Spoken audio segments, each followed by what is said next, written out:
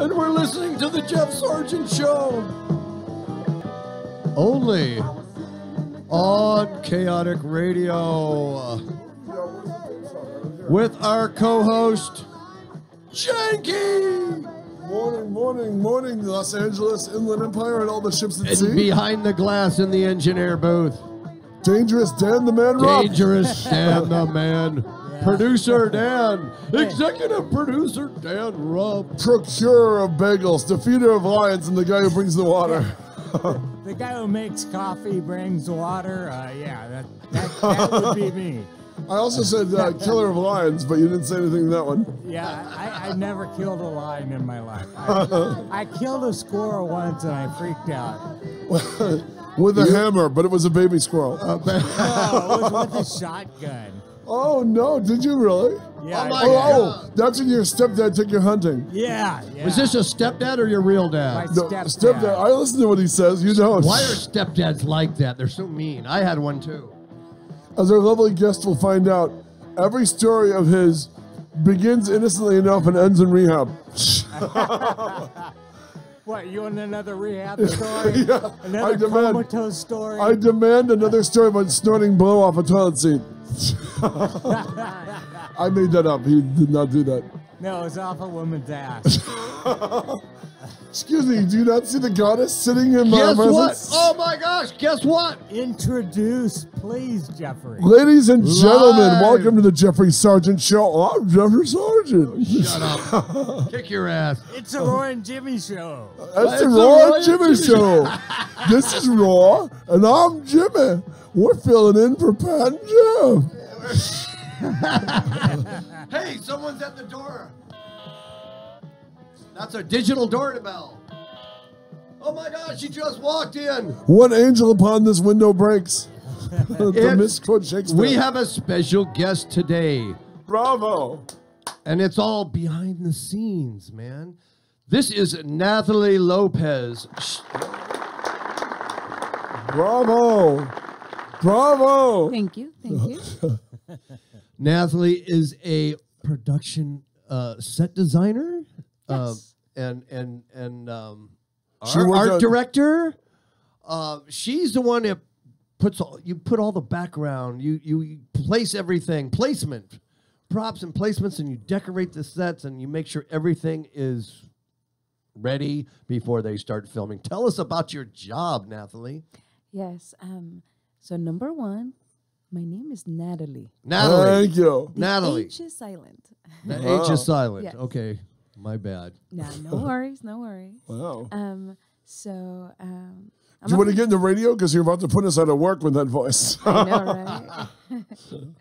So I'm a production designer, and my job consists on designing the set, depending on what the script says, and of course with the vision of the director and with the help of the director of photography.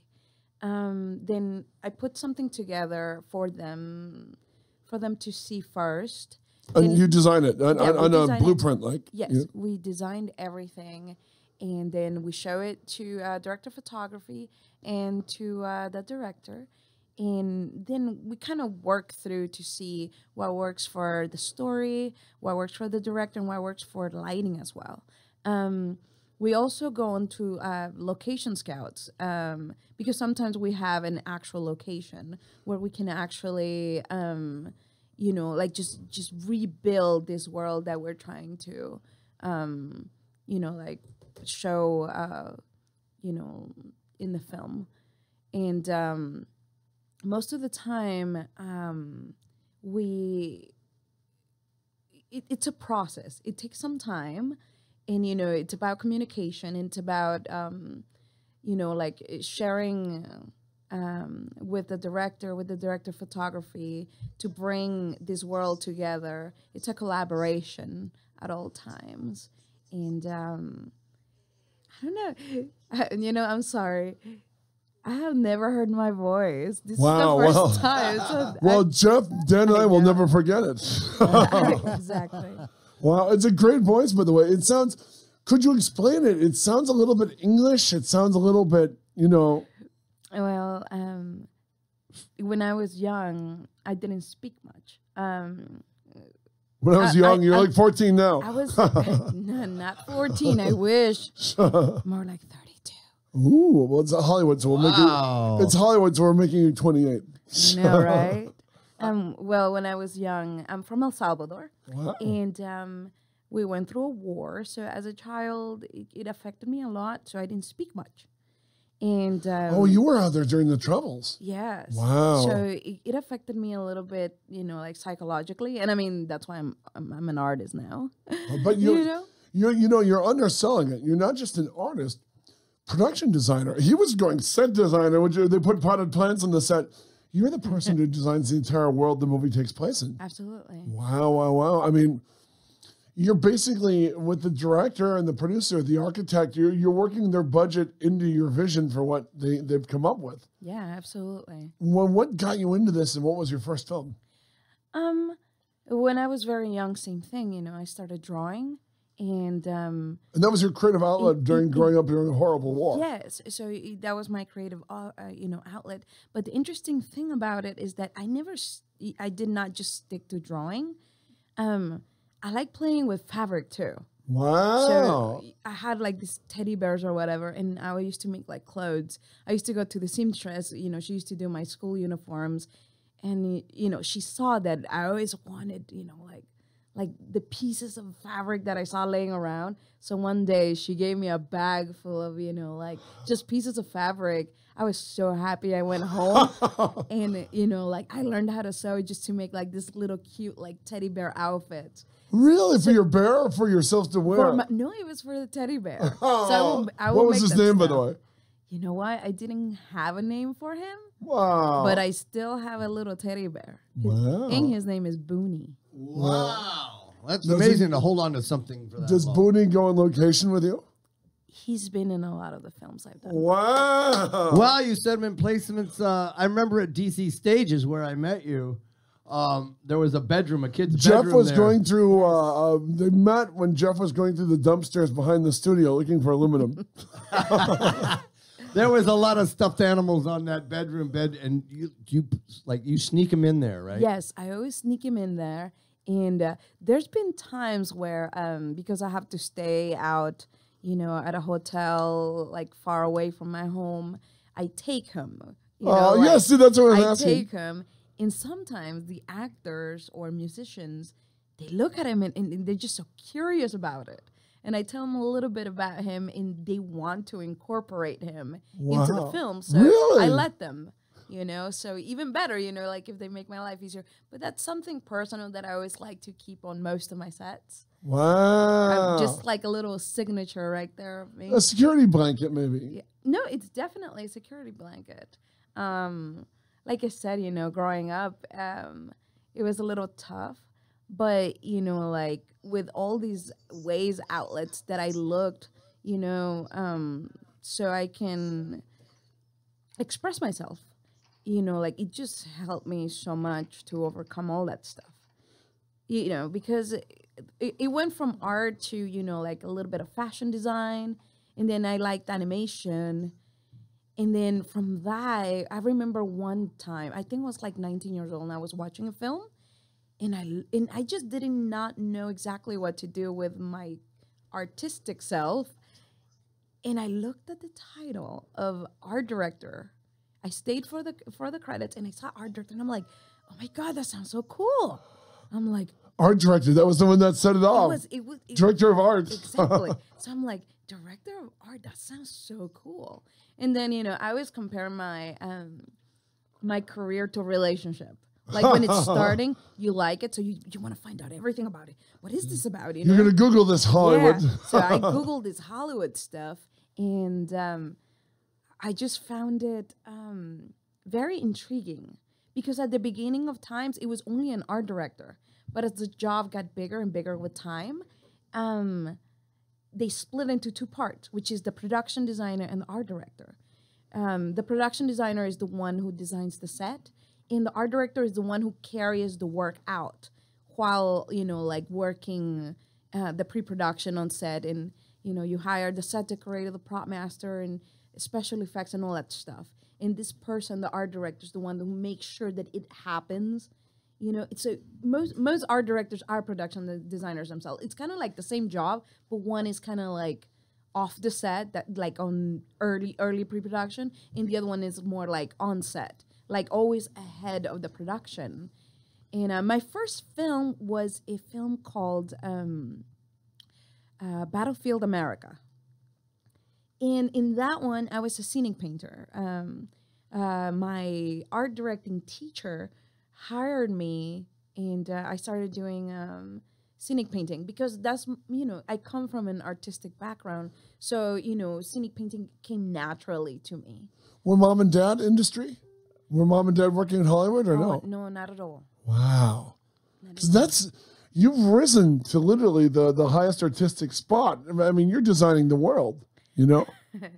Something like that. Wow. Look at you, Natalie. That's impressive. And you started young in your early 20s or what? Actually, I started, you know, I've always been an artist, so I did a lot of art contests when I was in high school. Oh, yeah? So I did a lot of art for, like, you know, galleries, museums, and all that stuff. So Battlefield America was your first film, though. Yes. After your short, The Doorway. Oh, Lord. You didn't think we'd find that one, did you, baby? No. So I did that film, and I learned a lot of things. I think that was my biggest start. That was my test. That was going to be what was going to show if I was going to be able to do this job. Because, you know, if you go to let's say a film school, a college, anything, they just go over like just the top layer. They don't tell you the deeper stuff. Wow. So once you go into the deeper stuff, then, you know, it's a very tough job. They didn't want to scare you off. That's why. You know, so it was a little tricky. But once you go in you know, it's just you're going into a real battlefield whenever you're doing films. You know, that's why a lot of people do compare it to war, because sometimes, you know, there's a lot of competition.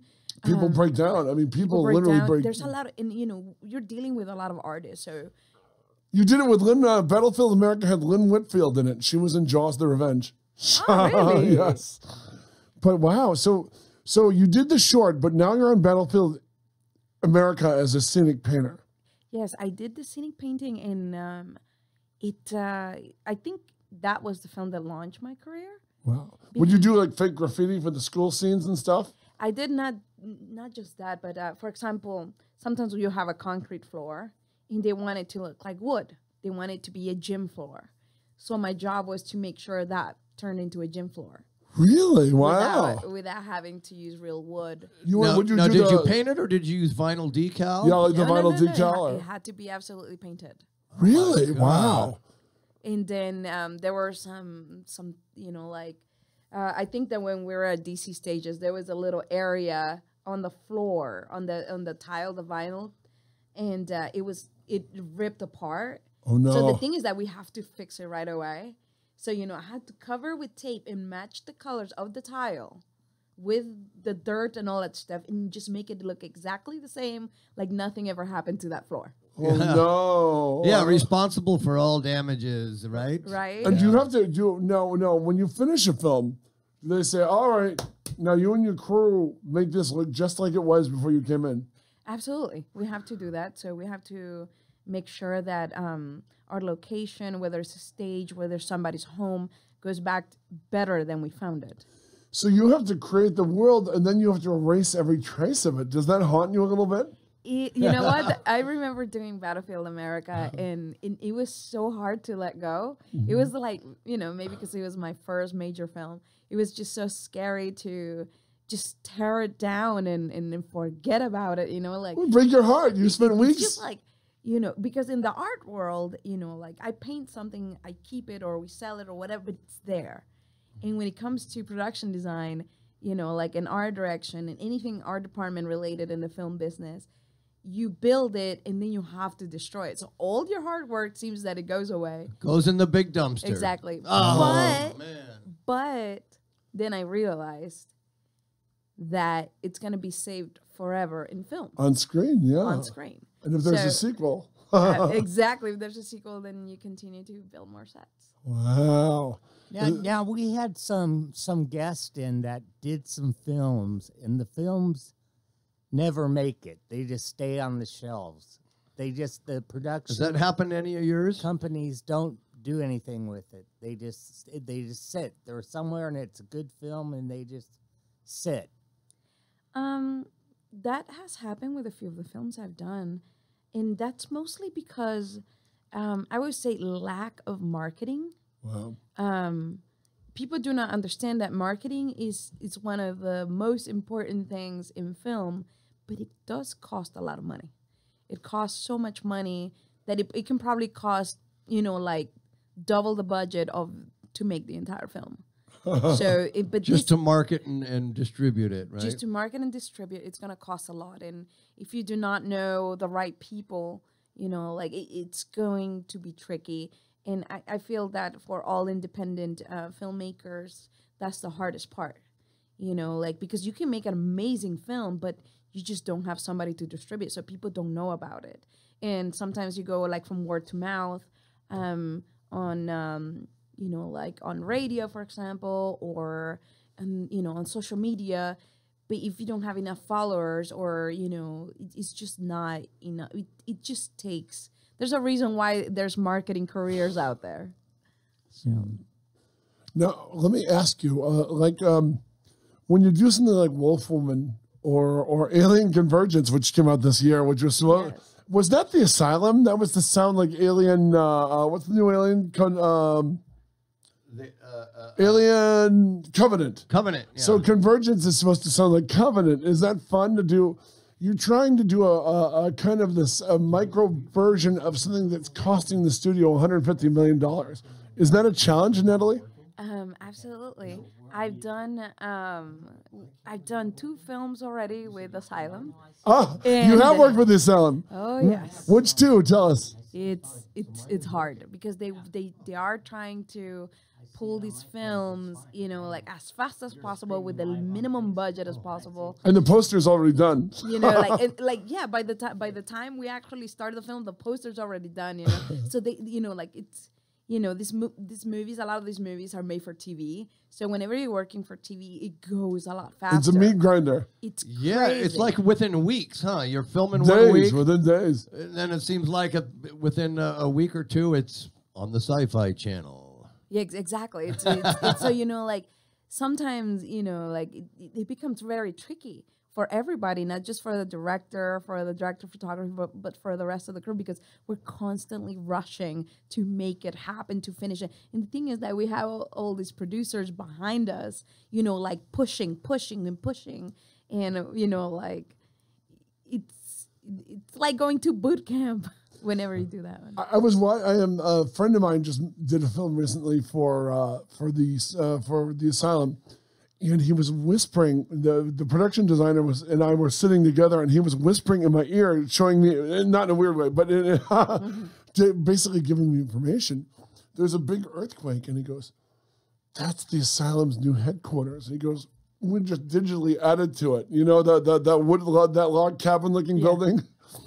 And there's styrofoam blocks falling all around the cast. It was hilarious, No, they do. Like when you go into Asylum, they have all these editors and people doing graphics nonstop every single day because they're constantly making films. I mean, some not so good. And the 2-headed shark is usually sitting there. In the old headquarters, the first thing you'd see when you came in would be the 2-headed shark laying in a corner. Is that the first time? Is that when we saw Anthony Ferranti? He was checking his phone in the parking lot. Yeah, and he turned around and I just say, "Hey, Bub, what time is it?" We didn't realize we'd come from the old Asylum headquarters, and it was our friend, and he was jittery because he was editing. It was the final edit on the original Sharknado. And then he invited us in the building. He goes, "Take a look." Him and Bill Boudel, who I just did a film for, William Boudel, who was the editor. They showed us.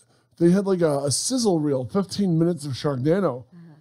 And I just said it's going to be the biggest thing you've ever done. You know, it looked great for what. Now, so that where we walked in the building, that's where they added the second story. No, that's the they moved from where. Oh, they moved. They're I think they're in Glendale now. Yes, they're in Glendale. Oh, so they moved their whole facility. Yeah, they moved their whole facility because they didn't have enough space. And yeah, I have worked with Anthony Ferrante as well. What'd you work with Anthony on? We wrote for Fangoria together. We did a TV movie. Let me check. Hansel and Gretel, Boo? No. Okay, I got a question here for the. I don't know why people don't call in. They're so scared to call. People are so 909-360-8330. We won't let her bite you. She's not going to hurt you. She's not scary. She's actually very sweet. You could talk to her. Your voice is intimidating them. Is it? But, they don't mind talking to these three bums, but you're classy. She talks like a movie star. But San Diego wants to know, what is your take on Netflix and HBO Now and the other, Amazon and all those other shows that are coming and on Hulu and that are getting popular? Yeah, Hulu. Okay. You know what? I feel that all those companies right now are actually offering something that's kind of like in between TV in the indie world at the same time. So they're giving people opportunity, like to showcase their work through, the net. And I feel that it's opening more doors to other people, to other filmmakers, people who are in the indie world as well. Now, it's becoming very popular as well. Like Netflix, everybody's like, oh, have you seen Stranger Things and stuff like that, like. You look like a girl who just binge watched season 2, by the way. Exactly. So, like, it's also become, like, I love it and I hate it too, because I'm the kind of person that I love watching movies at a movie theater. In the the big screen. The cathedral was meant for, basically. Exactly. So, like, to me, I see, like the movie theater as a church for all of us, all of us filmmakers. The cathedral, the sit in the dark. It's like there's no other way to watch a movie than to actually go into a theater.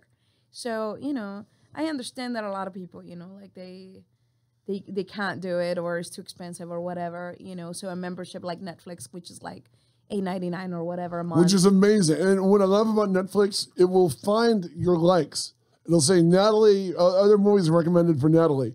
And it'll have like 8 or 9 movies similar, and some of them aren't even on video, Yeah, so, like, I think that it's just, like a modern way to do filmmaking nowadays, and that's so accessible to, like, to all these people, they can just go and pick whatever they want, and then they don't get just to watch one season. Like, you can watch all the seasons if you choose to.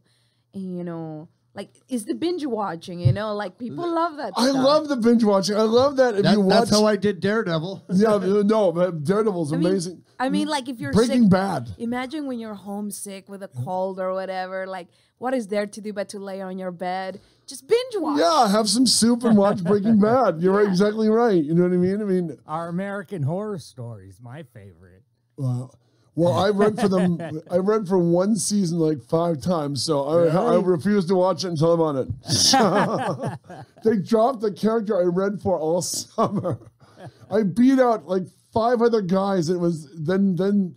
Oh no, they dropped him. The clown is way too popular. It's like, oh, I'm never gonna watch this show. You know what? I think that American Horror Story is one of the, like, shows that has like some of the best production design ever. It is true. It's so thought out so well, in that one, Game of Thrones, of course, like, it's like super over the top,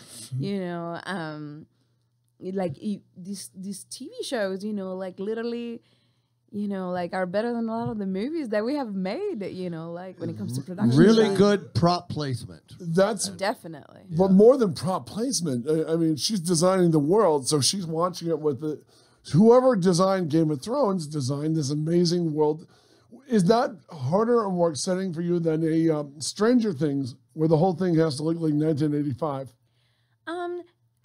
I'm the kind of person that I love designing like period pieces. So it doesn't matter what period, but I do enjoy anything medieval because you gotta do a lot of research and you have to watch a lot of things in just the research to find everything, so it's more exciting. It's more challenging, and of course, everything that comes with the challenge is sometimes a lot better because it's more rewarding towards the end. Wow. A lot of times that slips behind us. People go on historical accuracy, and then you'll see on YouTube 10 movies with wrong historical placements. Sometimes you just have to make things timeless, and that's what people don't understand. Like sometimes, like of course, we're not gonna find that perfect knife from like the 1600s or whatever, or maybe it's from like somewhere in the 1600s, but they're like, it was 1610. It was not 1680 or whatever, like they get too picky. Yeah, I hate the fact checkers, because when you watch a movie, you kind of want to just lose yourself. The armchair generals. Follow the story, and then people are picking things out of the background. Yeah, that's the wrong castle, or this is wrong this, or this is wrong that. But there's always some a-hole hiding behind a keyboard, too, It's got to be a person who has nothing better to do. Because to be honest, I feel that, before I did movies, I went to watch a movie. I didn't care about those things. I just went for the experience. No, that's changed, though, right? Well, go ahead. You went for the experience. And nowadays, it's interesting because at the beginning, when I started doing movies, I would watch a film and, of course, I would look at all the mistakes and whatever. But then I noticed, I'm like, oh my God, I'm missing out on the experience of watching the film. So I'm like, I got to find an intermediate where I can enjoy the film and also watch all the, like the good and the bad things, about filmmaking. So nowadays, I just go with an open mind whenever I go and watch a movie and, zero expectations. And, I'm open to all filmmakers because, I know how hard it is to make a movie. A lot of the people out there who never, like worked on the film world, like they don't understand how much that it takes to make this, and I feel that the people who get judged the most, are actors, and people do not understand that. I personally believe that they have a harder road to go to. Like the auditions and all that stuff, like at least I'm not getting judged by the way I look or how tall or my voice. I'm not getting judged by none of that stuff. And actors, once they go in, like they're getting judged for everything. And it's not their fault, they just want to do something, but that's the way it works. And I feel that they have a harder road to go to. And yet, like right now, all the stuff that's happening in the media with, the sexual harassment. Yeah, that's horrible. Everybody, they're all under a microscope now. It's really intense. And, and you see how all these, actors and actresses are getting sexually harassed or abused by these people of power. And, like they have to go through that stuff. Me, half of the time, what? You treat me bad, I don't want to work with you ever again and call it a day. But an actor, the moment that you just go in and somebody has power over you, it's so hard for them to say no because they know that sometimes these people can ruin their careers entirely because they have so much power. And it's been tricky right now listening to all the stuff that's been happening. Yeah, so with the Weinstein and now Kevin Spacey, who lost his contract for his show. Yeah, they said his agent, this is a 2-time Academy Award winner, but when this weirdness came out, his agent and his publicist dropped him. Yeah. It's because... I mean, do you find that when you're doing movie? Do you ever... Have you experienced harassment? I mean, you're striking... Experiment the couch or whatever? No, the production designer wouldn't, but you could be creeps, right? You know what? There was a guy, I went for a job, and he wanted me to create this Western. But I don't know. I mean, I'm not judging all the people in the porn industry, but he seemed like he was a porn producer or something like that, because even his assistants, you know, like looked like skeevy, like porn stars. like porn stars. So white teeth and really, really tan face and bodies. A push through mustache. Yes, and I show up, and this guy tells me, it's like, you know, by the way, you look really sexy. You're like one of those girls that are down to fuck, aren't you? Like that. This is his opening line. Oh, wow. This is his opening. It apparently must have worked somewhere, but I can't see that being your opening line if you're a creep, even, you know? And the thing is that, you know, like, I feel, though, that a lot of, I'm sorry to say this, but a lot of women do feed men like this. Women who, you know, like, are gold diggers and stuff like that, you know, and they're looking for something, they allow these men to treat them as such.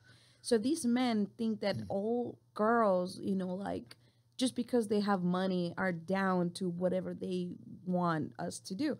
But that's not the case. When he started acting like that, I was just like, you know what, I'm just gonna, you know, I just told him, like, you know, why can we talk about the set or whatever, you know, trying to avoid it. Yeah, smart. And he was like, he's like, oh, you know, so I can give you a lot of money for this set, and, you know, I have this party going on, and all the most famous porn stars are going to be there, and I want you to be there, you know, so I'll send you the invite. And I'm like, okay, you know, like, just kind of like, you know, like, I knew where that was going. Right. But I think that it crossed the extreme where he was like, you know what, I want you to come to work, you know, on, like, really, like, tight, sexy clothes. And I'm like, This is not that kind of job, you know. Right. You're a production designer. You're the one up at 3 in the That's morning. not going to affect my production design. I was like, I don't think you know, like, in my head, I was just like, I just think that this is going nowhere, you know, and this is not the kind of people that I want to work with. No. You know, and the problem is that in this business, sometimes people get, you know, like, desperate because, you know, you got to pay the bills or whatever, you know, so they will do it. But sometimes you don't have to reduce yourself to that. Somebody else will hire you. You know, like, you don't have to, you know, accept people disrespecting you that way. So, well, all I can tell you is that I walked out of there, and of course I went with my head. I'm like, I'm never calling this guy again. Smart. You know, I'm never calling this guy again. What I do is that whenever I see people like that, you know, like, I just avoid them with a passion. I'd rather go the hard road than the easy road. And Well, the easy road's going to get you to crap. I mean, you know, you can't F your way to the top. You can F the old Sharon Stone joke is you can F your way to the middle. You know what I mean? It's weird because a lot of people are, you know, they are down to do that. I mean, obviously, that's why we have all these, you know, men and also women in power, you know, like, sexually harassing and abusing people. Because guess what? Somebody put them there. Nobody spoke out. And I understand that, you know, when you are harassed or abused or whatever, you know, like, sometimes it can become extremely traumatizing and you wouldn't know what to do. And it's interesting because instead of you blaming them, you feel like there's something wrong with you. And, you know, I want to let people know that there's nothing wrong with you. There's nothing wrong with you. Sometimes some people are just not right from the head. Wow. And, you know, like, and just don't allow people to treat you as such. Don't allow, you know, like, people to, you know, like, use you as a sexual object, you know, or view you as that, or even just mention something like that. You know, you gotta stop them. We gotta stop this. And I'm not saying just because of that, you know, from men to ladies, but also, you know, like, men to men or men to, you know, like, women to men as well. Because there's also women out there who, you know, like, also harass other people, you know. When you've built up quite a resume by now. So how are these how do you seem to stay busy all the time? I mean, it seems like you go, one job ends and another one starts, and you gotta, I mean, do you ever get ones that are like, you gotta make a choice what film to work on, and they're starting at the same time? I mean, Absolutely. I mean, how do they, is it kind of word of mouth that you're out there? Let's call Nathalie, give this, how do you recommend, I mean, how do you get your jobs out there? So when I started, for example, you know, I did Battlefield America, you know, there's like 5 producers on it. So if you try to build not just, like a network, but, build real friendships. Right. When you build real friendships, then it becomes like a little chain, and then this producer knows another producer, and then he's gonna, it's gonna be like a word to mouth kind of thing. But there are jobs that I have gotten from like I have a Facebook art page, and I gotten a job from that. I never expected it to get it from there. And sometimes you get them from, like, let's say your film goes to like a film festival, and what happened? Your voice is like music. I'm sorry. I'm screwing around in here. But So, like I got that job. I got a job from a film festival. Somebody saw my name and they liked the film, and they figure out a way to call me, and they contacted me, and, I did a film for them. A lot of people, like, people do not understand that these people at film festivals, they're watching your work. Wow. They're watching your work, and if you make, like an impact on somebody, it will show, and it'll come through for sure. Now, let me ask you, Natalie, when you do a movie like Alien Convergence, you're responsible for the setting of the world. How much input do you have on the alien itself? Or is that all effects? Do you get to say, hey, the alien looks a little ridiculous. Can we add this or that? Or you know what? Unless it's an actual prop that we build, then we have a lot to say in it. But when it comes to, it depends who you're working with. Over here you're working with Asylum, so they have their own team of, like people who do graphics and all that stuff. So they're already creating, with the director. But in a realistic world, the production designer also focuses a lot on, like on what it should look like. Like if you've ever seen like Lord of the Rings, if you've seen like the, they had 3 designers, amazing. In the background, just sketching as the director's talking, like, because it's a bigger kind of film, and how the people should look like, how, like it's a process, so depending how big the film is, that's how, and also how much time you have, that's how much involvement that you will have when it comes to the design of, like an alien or whatever and whatnot. Sometimes, if we do have an actual, like an actor, then, you have costume and makeup, which production design, like at the beginning, you do take care of that too. You take care of that. Oh, do you really? You take care of like the look of the entire film. Wow. And then when they hire the costume designer, they get, your design book, and then they look at it, and then they create something out of it. So, that's just, the production designer does the initial idea of makeup, hair, even lighting as well. And then, but we mostly focus on the set, on the actual set. But it's just part of the job as well. Nowadays, sometimes it's separate. So there's been times where it's been like separated. I guess it also depends who you're working with. Okay. I got a question here from across the pond. What is the most challenging movie or show you've worked on? That's a great question. Thank you, England. So there's a film I did. It's called Guys Reading Poems. I was there. He was You there. invited me to that. Thank you. Yes. It was That a was very a- sad day for Jeff because he can't read, so he couldn't read poems. I listened to them read. It was all black and white. It was an art film, and and you told me it took, what, 5 years or something? You were... It's what happened was that our director, his name is Hunter Lee Hughes. He Hunter Lee Hughes? Sounds like a not porn. huge, okay, not that kind of huge. And then I thought you skipped the Well, porn we're not guys. in the San Fernando Valley right now. It's called my accent, okay. Oh, well, your accent's adorable. So he came to me. I was recommended by a good friend. His name is John Bell. He's also a designer himself, and he recommended me for the job. He couldn't take it, so I met with Hunter, and we we actually discussed, like what he wanted to do. And at the beginning, it didn't start as a film.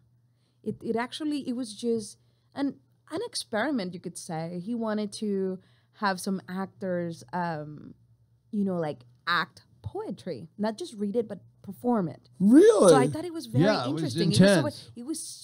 It was something so different. I never seen anything like it. So I was very intrigued by it. And I read the poetry and it was so deep. And I was like, I want to be a part of this project. I don't know how much they have, what they have, but I want to work on it. I want to see what this is about.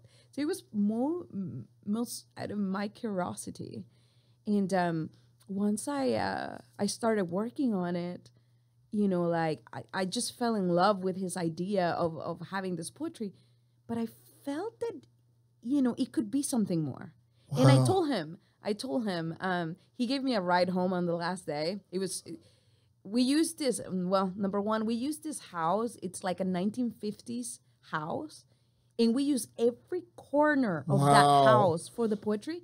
And every corner had to look entirely different. Really? Because it was a different place? Yes. Wow. It was amazing that you could just like one corner and decorate it and have that feel that I'm in this big giant mansion or somewhere.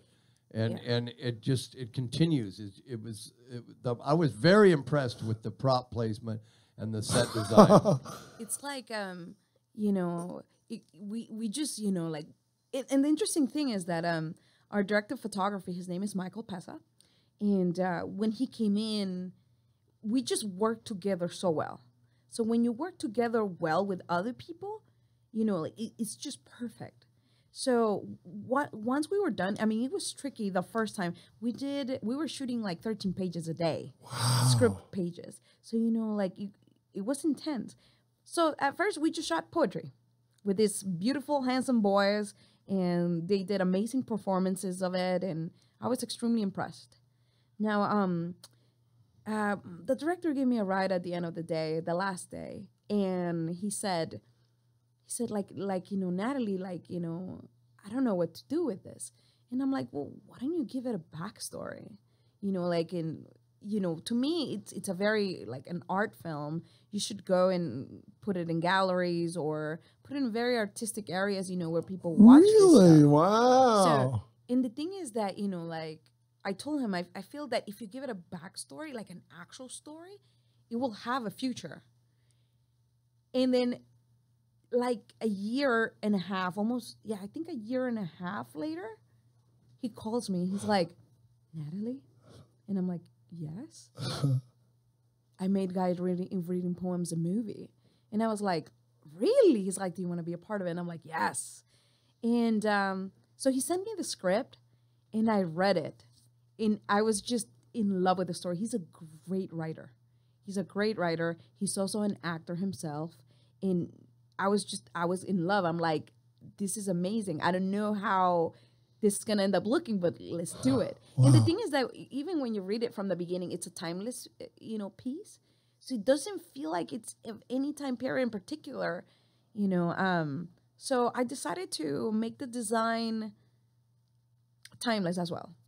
And because it's in black and white, when you're working in black and white, you're not working with color. You're working with tone.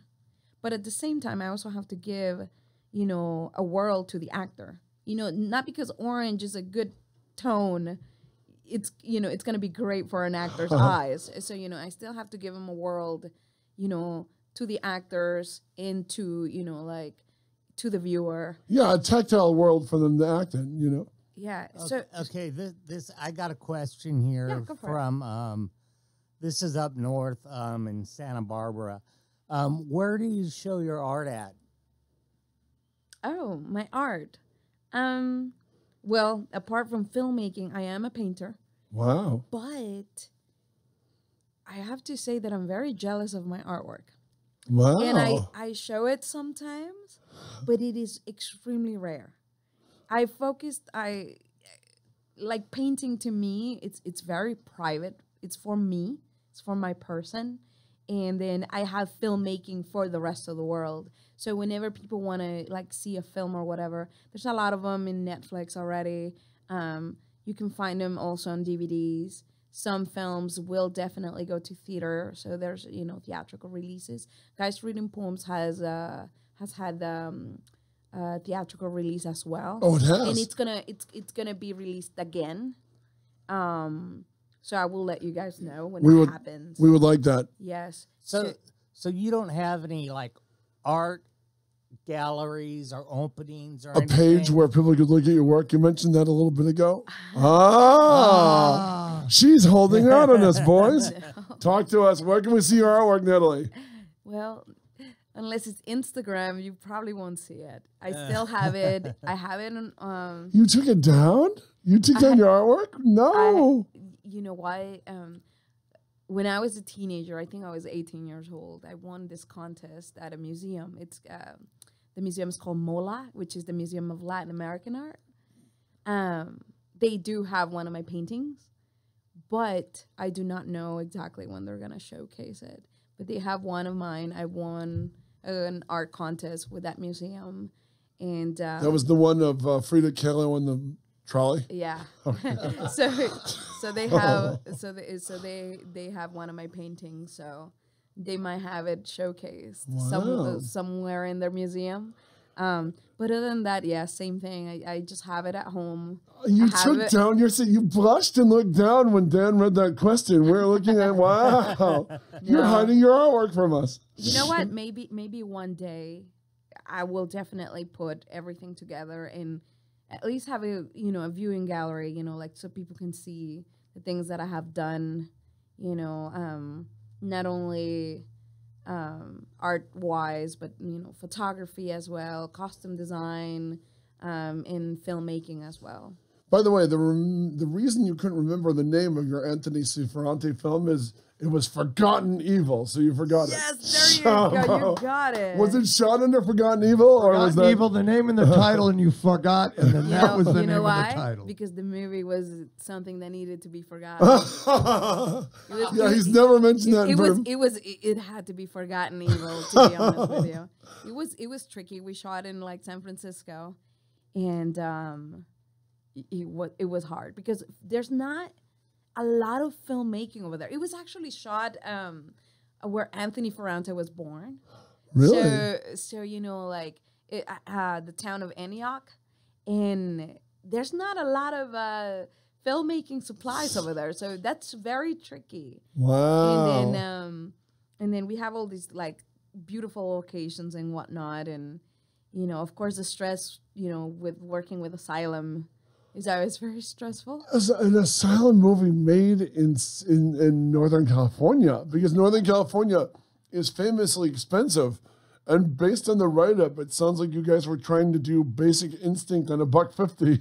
Yeah, pretty much. Wow. So, it was tricky, but, we try to be as professional as possible at all times. And it was one of those films that, I wish I could forget. Oh. I wish I could forget, but I'm glad you didn't. It's you make friends, and like every film is an experience. Every time, you see, that's what I love about filmmaking. Every set is different. It's never the same. So you always have a different job all the time. Wow. And it's constantly changing all the time. Like one day is like 1980s. Another day is the 1970s. Wow. Or the 1600s. So it's constantly changing. So you're constantly using your mind and creating something new every single time. And that's what I love about it. What's been the hardest movie you've ever worked on, Nathalie? Like I said, it was Guys Reading Poems. I think that was the hardest because, like I said, it's a timeless piece, and you're working with black and white. Working with black and white is entirely, different than working in color. And we were using the red monochrome, so it shoots only in one color. And lighting is very specific when it comes to black and white as well. I noticed the lighting in that when I watched it. Oh yeah, spot on. It was very good, very high quality. So Producer Jeff approves. Right. So then I had to create this puppet box. It's a puppet theater, and it was like 5 feet tall, 5 by 4, and it was it's probably one of my best props. I love building stuff like that. It's supposed to be a vintage piece. And the thing about it is that I had to recreate 7 of those. Wow. So that was tricky. You know, of course, we didn't have the biggest budget because it was crowdfunded. But we you know, like we did. Is that why it took so long? It took so long. Yes. You filmed in different. It's because we okay. So we shot it, you know, like 1 year, just the poetry. Then it became a film. Then we shot the film 2 years later. And then, of course, the editing, to finish the editing and all that stuff. That's great. But the thing about it is that I was waiting for it for so long because I'm like, I want to see how this Your can end eyes up lit looking. up when you talked about it. They didn't do that for Alien Convergence. Of course, right? So, you know, like I'm like, I want to see what it's about. So we went to Palm Beach, Florida for the screening. And I saw it. And when I saw it, you have no idea. I had tears in my eyes. Wow. Because it showed the hard work in like the community that we have built with the actors, in with the director, and everybody put their 2 cents to make this film happen. So that's why this film, like, you know, like really, I don't know, it's imprinted a mark on me. Wow. I was impressed with that child actor, and then he's like all grown up when we I know, right? I just got a text. Doug Gallery. But it's rewarding. Oh, the Dog Gallery in Pomona. Is willing to show and showcase your artwork. Wow, if the you Dog wish Gallery. to show it.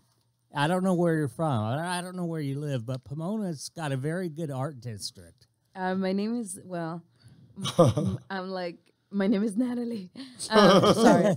I live in Long Beach. Oh, okay. I live in Long Beach, California. I try to stay away from Hollywood a little bit so I can have my own privacy. Smart. Because Yeah, there's nothing more quiet than Long Beach. because Hollywood can be very it can be a little too much sometimes. It's a place where it can build you and it can consume you at the same time.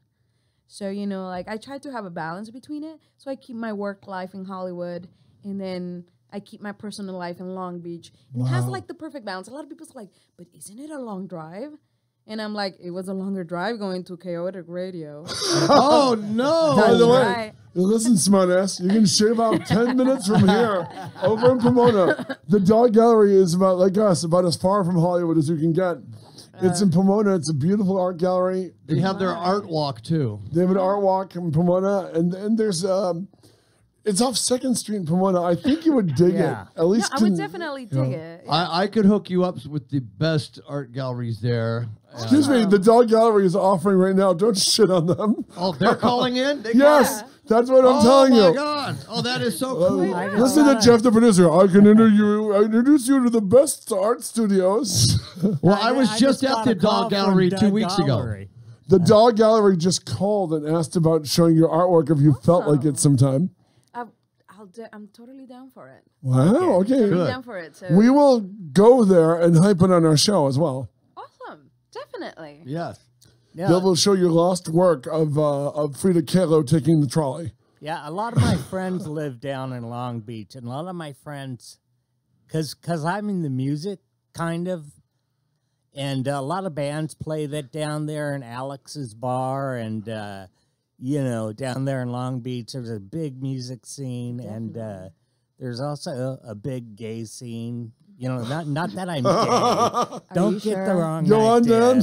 Tell us more about this big gay scene of yours. Well, I do have a gay friend who lives down there with his husband. So he's married, so I can't get involved. So here comes so Slappy is more than a secret identity. He parades as a clown off duty. He parades as a vomit-covered clown. You're very glad you didn't do the Halloween show. Oh, man, yeah. He was pretty scary on Halloween. No, my lawyer is actually in Long Beach, and I went there one time.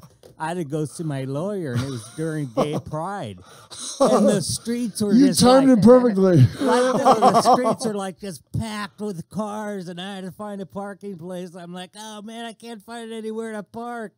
So I'm calling my lawyer. I can't. I got to do this over the phone. She goes, no, you have to sign some paperwork. I go, I can't park anywhere. It's Gay Pride Week or something. I don't know. I don't know what's going on. Did she ask you why you were in the rainbow body paint? Yeah. I just And the thong was a little off-putting. We get kind of chaotic here, Nathalie. Natalie, tell us about Halloween. Oh dear yes, Lord. that's where we met. met. I was impressed because I gave her my Batman shirt.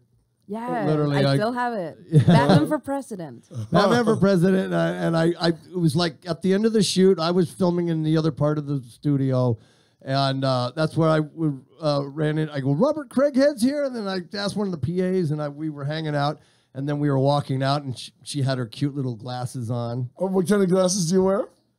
Well, not at that time. I didn't have my Ray-Bans, but nowadays I have. Look, I'm the kind of woman that I buy a good pair of glasses and I take care of them, and I keep them for like the longest time until they break or they shatter or something. So I think.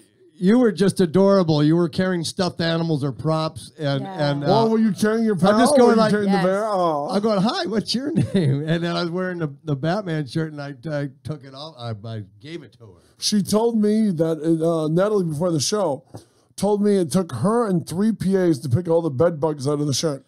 That's right. But what was it?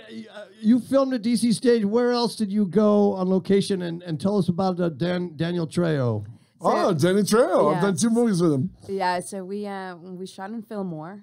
Everybody knows that dude. Danny Trejo, he's great. He's fun. He's a very nice guy. He talks a lot like us. Yeah, Wow, really? Cool. I met him in my rehab. Well, Hold on. Patrick We need a bell. When We I want to talk have, it's about like the rehab. secret word on Pee-wee when Dan gets into his rehab stories. Go on. No, but he came in and This is a great story, actually. gave a speak, and after he speaked for an hour to all of us drunks and meth heads and heroin addicts, he stayed and he ate lunch with us, and he was just a gentleman.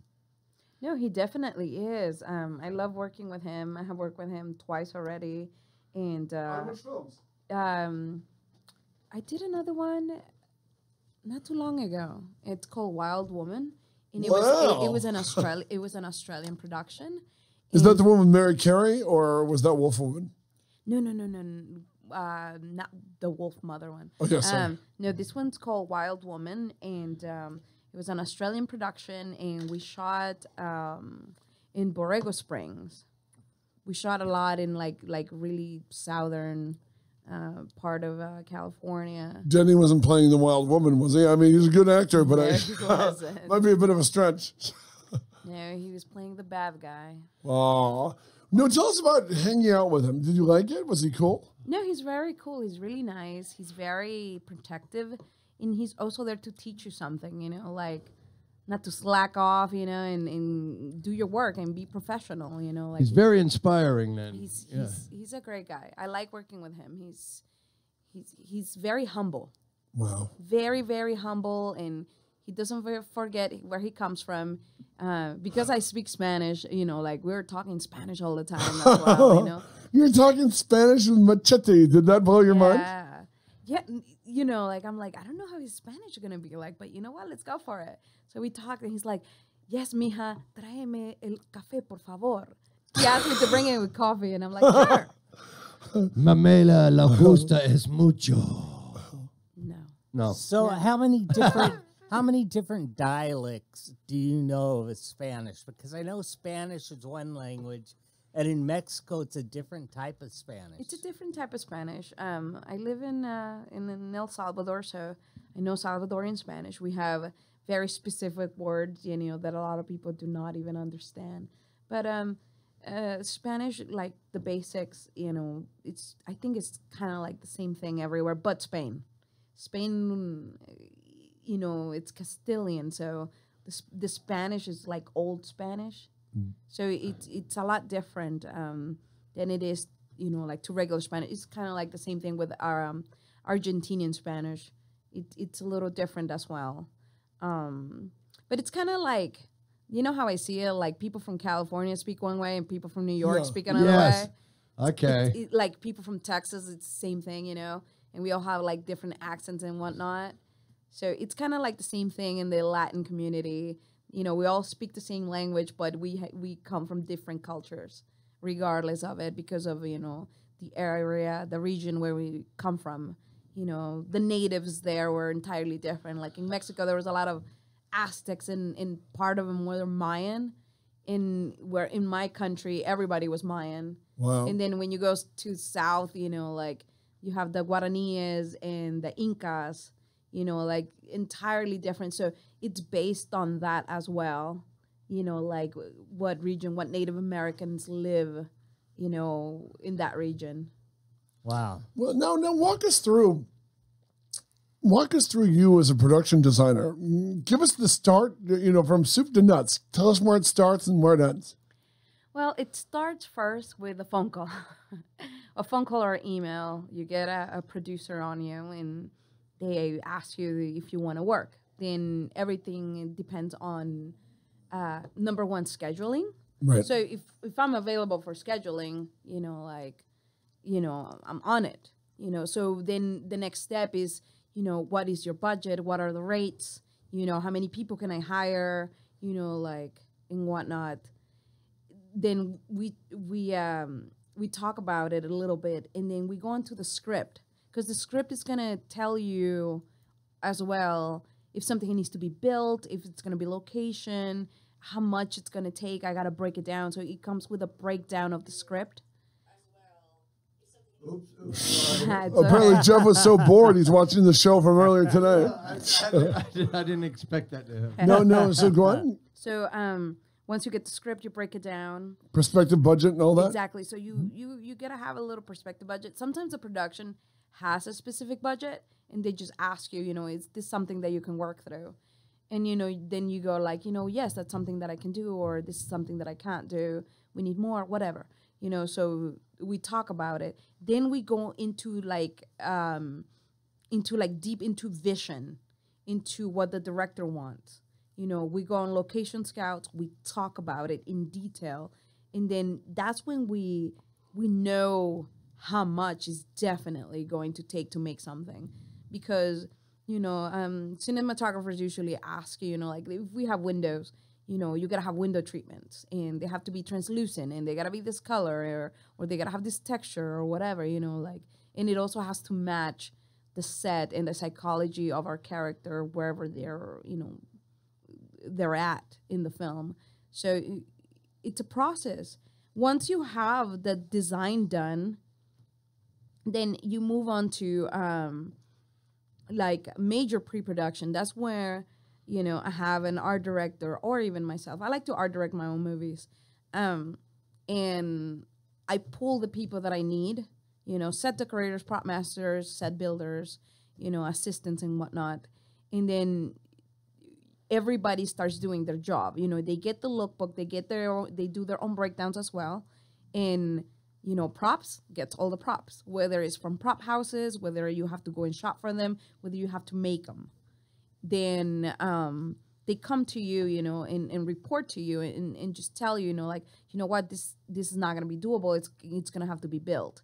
Because no matter how much you pre-plan everything, it's always going to change. It's not always going to be perfect, you know. So number one thing you got to do when you start, you know, the film business is let go perfection. You know, it's going to happen.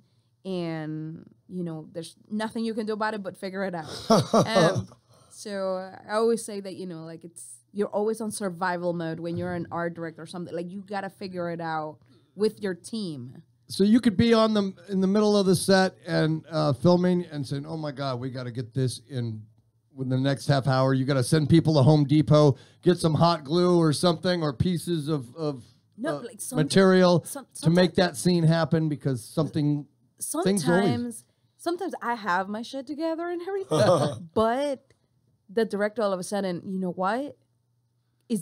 Can we do this? Yeah. You know, like last minute, you have 1 hour Right. to get it done. You know what I mean? And of course, my job is to try to please the director as much as possible. you know, but also, you know, we have to see with time and everything. So we got to talk to the assistant director, the first AD, you know, and see if we have the time. We got to talk to the producer, to the budget. It's always a collaboration. We want to make it happen. We all have to move something. We all have to give up something at all times in order, you know, like to get it done. So it's just one of those things. But, you know, once you're done with one set and then you move on to the other one and to the other one, it's like the most rewarding thing on the planet. It's not sad for you a little bit? If it's a set you're really proud of, are you sad to see it go? Yeah, there's been times, you know, like in Guys Reading Poems, doing the puppet theater. Wow. You know, like we couldn't keep it. And not only that, because in the scene, the actress, it's supposed to start tearing it apart. She's supposed to start tearing it apart. So, you know, it's one of those items that you have to just, you know, just you gotta let it go, because you know it's gonna be torn apart anyways. Yeah. But you know it's saved in film forever. So yeah, it's different when the actor's tearing it apart because it's made for that than to see everybody at the end of the shoot destroy it and put it in a dumpster. Yeah. Just a real quick shout out to Tammy Taylor Short. She is one of our most loyal listeners, and she is completely deaf. And she could lip read. She could lip read like nobody. And she's watching us now on YouTube. And she has her hearing aid. She has a hearing aid. Yeah, she could listen just a little bit. But no, she's... So when she's a great fan of the show. I saw her name pop up. Greg Gross said, tear it down. They're seeing me. Why does it keep saying, it happened yesterday with Robert on my phone. It says, bring them on camera. What's that all about? Dan? I have no idea. Your camera's working just fine. Your Facebook camera. So everybody can see Nathalie's beautiful face. Wow, yes. No, YouTube camera. We got, like 5 freaking cameras in there. All cameras are working. I see them right here. And we're streaming. And as long as the censors don't censor me, it'll go live real quick if it's not going live already. You'll be able to watch this before lunch, Nathalie. Yeah, it depends on who the censor is and if I get any complaints, which I shouldn't. Sure. Because him and the censor were in rehab together. Yeah, we shared a room in rehab together. So here we are. Mescaline. We left at your puppet theater being destroyed. So. The heartbreak over losing your puppet theater, which was meant to be destroyed on camera? You know what? It did hurt. It did hurt, but, you know, I know it had to be done. And there were a lot of people that watched the film. They're like, where is that puppet theater? I want to keep it. Wow. You know, they wanted to keep it, but, you know, it was an item that we have to completely destroy. That scene with when you look at the outside of the box and the child goes inside of the box, and of course it was bigger on the inside, but I love the effect of going into a smaller box and the world is much bigger on the inside. Yeah, the story over here, it's about a boy who, you know, his mother she's a painter. But she's not your typical emotional painter. She's very controlled. So she likes to paint these DNA strands. And, you know, she's very not emotionally based. And his father, he's a theater actor. So, of course, he's more emotional, he's more romantic and all that stuff. But the mom doesn't want him to become like the father. He doesn't like the idea of her son being an emotional person. So she locks him up inside the puppet theater. Really? Yes. So this puppet theater, was it like a marionette type puppet theater? Yes. Like up you know, where you're It's a frame where somebody's It's hiding like behind. hand puppets. Yeah. Wow. Yeah, someone's hiding behind and from below and Yeah, Punch and Judy kind of thing, Dan. Wow. It's like you know, there's a back door. You go inside the door and then you stick your hands out. It's like hand puppeteering and whatnot. So she locked them up inside there, and she destroyed that top part, and she used the bottom. She repainted it because she's an artist as well, and she just she wrote Duchamp is God in French. Duchamp, like Marcel Duchamp? Wow. Yeah, because she's an admirer of his, you know. So and the thing about it is that she locks him up inside there, and she hosts this gallery, and nobody knows that the child is there. Wow. Nobody ever knows, but there's only one person, but everybody just, you know, they just love her artwork, so they don't know where the child is. And the problem is that the mom and the father get divorced because, you know, they get divorced, so, you know, like, she keeps custody of the child. And the child gets locked in this box, and it you know, as children, we have a bigger imagination. So when this child is in this box, he's imagining this society of men who are allowed to be emotional. Wow. So these guys read poems. So it's a society of men that read poetry. And each of these guys show themselves into the box one by one. And they show him something. And they show him something, you know, like something new. And they're there to support him to survive. So he was using this from his mind as a part of survival. And, I mean, in the end, there's a happy ending. You know, the child, you know, there was a person at the gallery who was able to call authorities because they never saw the child again. And they were able to, you know, find the child, and they locked the mom, but she was just mentally ill. And people did not know about it. She didn't even understand herself, you know, and she hurt her son in the process, which affected him in the long run. Now let me ask you, Wolf Mother. I hate to go from a movie you're really crazy about. Are we talking the band from Australia? What? No, that's a different one. No, the movie another Wolf one. Mother. Okay, there's a movie called The Wolf Mother. Yeah, I that's remember it. you got kind of irritated on that movie, didn't you? Just been Yes. stalking you for a while. I follow what she's doing, and she expresses herself. So you know? in the movie Wolf Mother, I had an issue. Misogyny has different faces, and unfortunately, the first AD, which he was also an actor and he was also a producer, I do not know what his problem was. He was constantly very abusive towards me. He would scream at me and yell at me, and just horrible person. I do not know what was wrong with him. And, you know, like, and the thing is that, you know, I had, you know, like, enough experience at the time when I was doing the film, but it was just, you know, like a crew that, you know, a production that didn't take care of their people. Mm-hmm. They just didn't. And it shows. Like, that's how you know if a movie's going to be good, because sometimes the script is amazing, but it's the treatment of the crew that says, you know, like, a lot about you.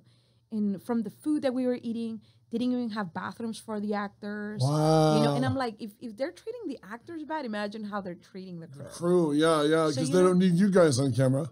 Exactly. So, you know, like, it just shows, like, I understand that there's a lot of filmmakers out there that want to make a film, but if you don't treat your crew right, your crew is not going to want to work with you again, and they're not going to do, I mean, they're going to try to do their best job, but imagine working with people who are constantly yelling at you, they're not feeding you right. And the worst part is that we were shooting in northern California. We're shooting in San Francisco as well. And, you know, like, there's no way to run unless you quit. And I'm like, you know what? I'm not going to quit. I'm going to finish it because I'm that kind of person. Yeah. I'm like, I don't want something so silly to destroy me, you know? And unfortunately, it just, you know, I tried really hard. I'm the kind of person that I'm willing to work with you if you're willing to work with me. But if it's one-sided, there's nothing you can do about it. And if he's producer and actor as well, he's probably got several hands on the, you know what I mean? Exactly. And the thing about it was that in the end, you know, I just didn't listen to his screams or anything. I just tried to do my job and whatnot. But it was depressing me, working with people like that are misogynistic, that treat women like crap, or they treat the crew like crap, period. You know, like, it's who, you know, like, it will consume you there for a bit. And in the end, they show their true colors. Unfortunately. I like filming the movie. I thought it had a future. It looked great. We had amazing cinematography. Poster looks good. Everything looked amazing until you watch the movie. It just it's interesting because us as artists, it shows people's true colors. Our own art shows who you truly are. And unfortunately, it did not show a good face. Wow. We did a screening at Dancers with Films. Oh yes. I had 2 screenings. I had a screening for Guys Reading Poems, and I had one for Wolf Mother. And for Wolf Mother, everybody walked out of the theater.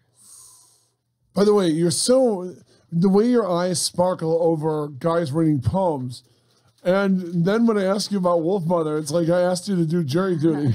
Right? So they walked out of the movie while it was running. People were leaving. It's just the film was as it was filmed, like it had the same vibe. It was a little misogynistic, like like the character, for example, constantly keeps beating this girl because she's a prostitute. That's Wolf Mother? Yeah, so he keeps beating her up, but then they have this romantic, toxic relationship. By the way, if he had a hand in that plot, I can see why he was being so, you know what I mean? It's interesting because it shows also, like the true, how these people truly are.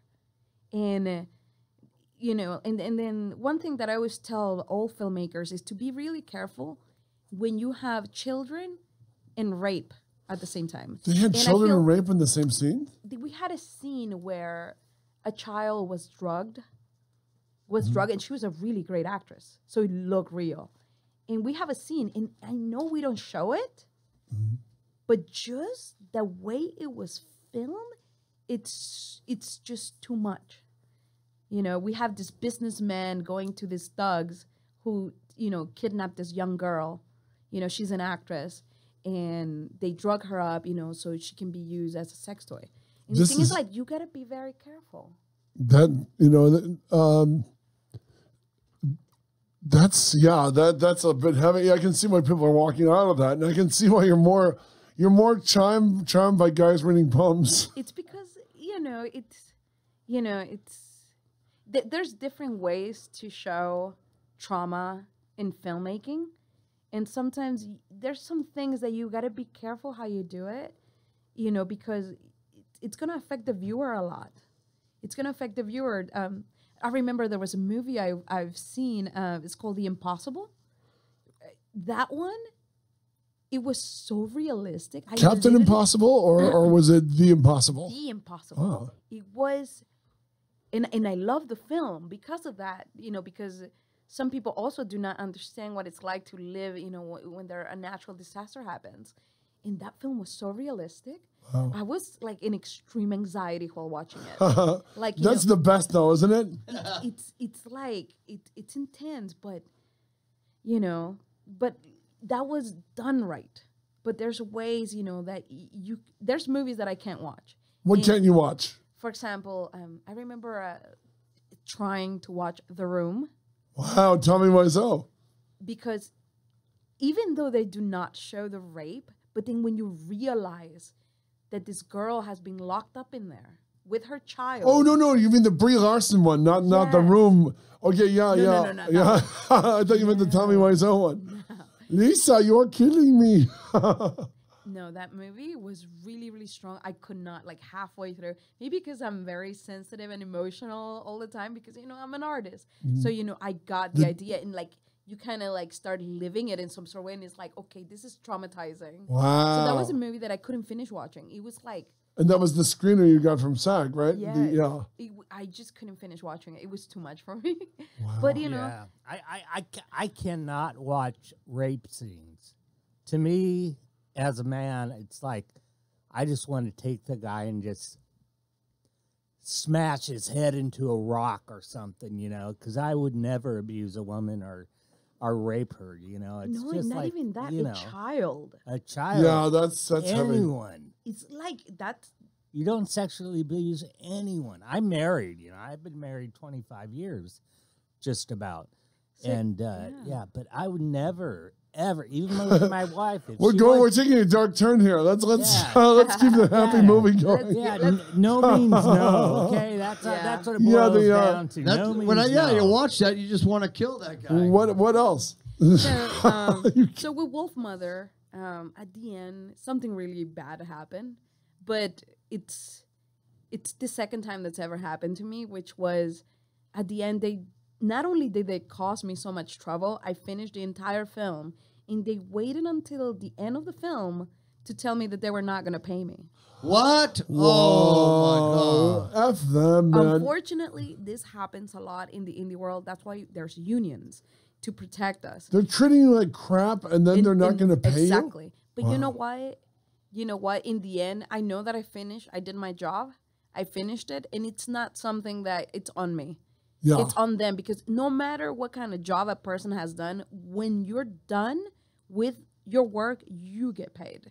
And what I did is that I paid my crew out of my pocket. Oh no! And the thing about it is that, you know, I just didn't feel that they deserved to even screen at Dances with Films. You can't do that when you owe the crew money. That's horrible. And the thing about it is that it also, I feel ignorance in part of them, because they didn't know, you know, as I wanted to fight it, but there was a part of me that's like, no, don't fight it. It's not worth it. They're not Because worth it's gonna stress you out even more. Yeah. It's gonna be worse. Don't worry, karma's a bitch. And you'd have to, I mean, why go to court? That happened to me with a magazine I wrote for. It went down after taking in a bunch of articles, and they had I'd found out they had no intention of paying. They had money troubles. And they were there at the convention. I was fired up. You saw how fired up I was, and I wanted to corner them. And you know, But like she said, I mean, would you really want to go to court every day with a bunch of people you don't like? You know what I mean? I mean, don't get me wrong. Sometimes And thank you you for that. should. Sometimes you should.